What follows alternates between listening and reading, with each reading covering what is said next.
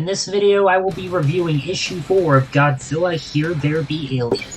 Last time, Godzilla finally showed up to the action and teamed up with Jet Jaguar to fight against Mechagodzilla. And as the two had just claimed victory, they get ambushed and defeated by Mecha-King Ghidorah. Beginning issue 4, some time has passed, as the aliens have conquered many different countries all over the world, and apparently Space Godzilla has finally made landfall, and the Ghidorah clones seem to have gotten much larger than before. Mecha-King Ghidorah just went on to solo all the other monsters around the world, just going on a rampage, taking down Ebirah, Titanosaurus, Rodan, and as we see later, the other monsters that were fighting the aliens as well. That, or they actually lost their respective fights against, say, Megalon and Gigan, which is also likely because, come on, it's freaking Gigan, and he ain't got no way to decapitate himself this time. And sure enough, Mechagodzilla's back on his feet as Godzilla is captured by the aliens. Though I'm a little confused, wasn't their fight in New York? Why are they in Hawaii? There were buildings all around them in the last issue when they fought. Nothing makes sense. And apparently our main human lead, Bob, is just watching the news on a theater screen.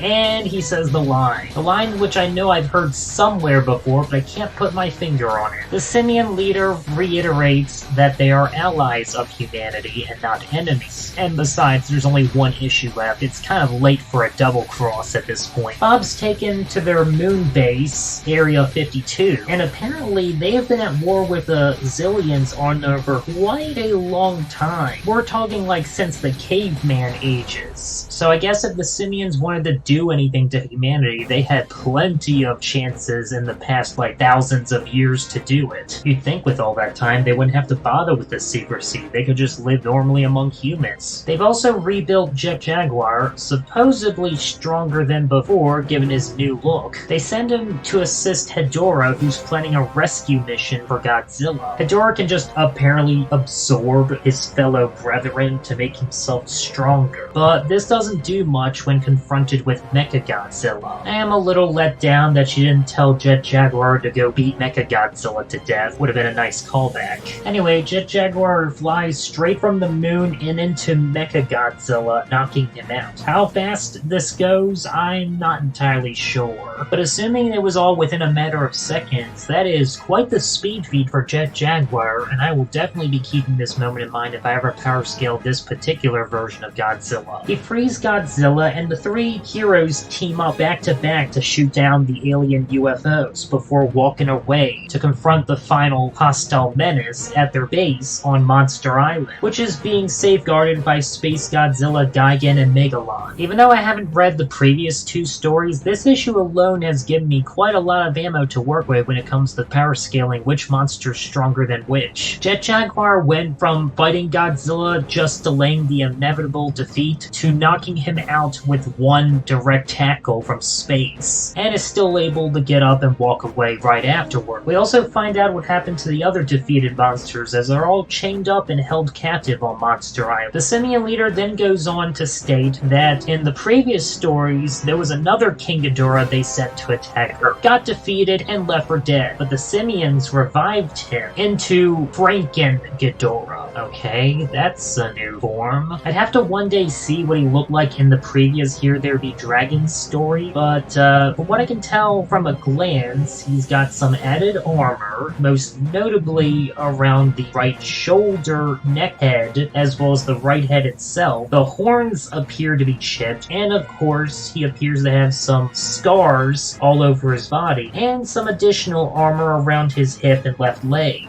He's also got green eyes, which you normally only see on the metal mechanical head of Mecha-King Ghidorah. So, we're going to be getting a King Ghidorah versus King Ghidorah fight. Also, apparently Mecha-King Ghidorah was cloned from the original. It's not some timeline displacement like it usually is. I wonder if the simians are mind-controlling this Ghidorah, or maybe he's just holding a grudge and wants payback against his original masters for abandoning him and leaving him for dead for possibly hundreds if not thousands of years. Throughout this whole story, the simians have been going on and on about how Bob has a role to play in all this, it's stopping the invasion, and we finally find out why. Apparently, they want him to use his government connections to get close to Director Stone, the Zillion disguised as a human, and assassinate him. The stage is set for the final battle, all the actors are in place. I'm very curious to see how the heck do they wrap all of this up in one final issue. Mechagodzilla is still alive, so as of now, the hero monsters are still technically outnumbered like 5-3. I mean, I may have to double check and make sure that the next issue is the last. But in any case, join me next time as we see how this climax kicks off. I hope you enjoyed, folks. Take care.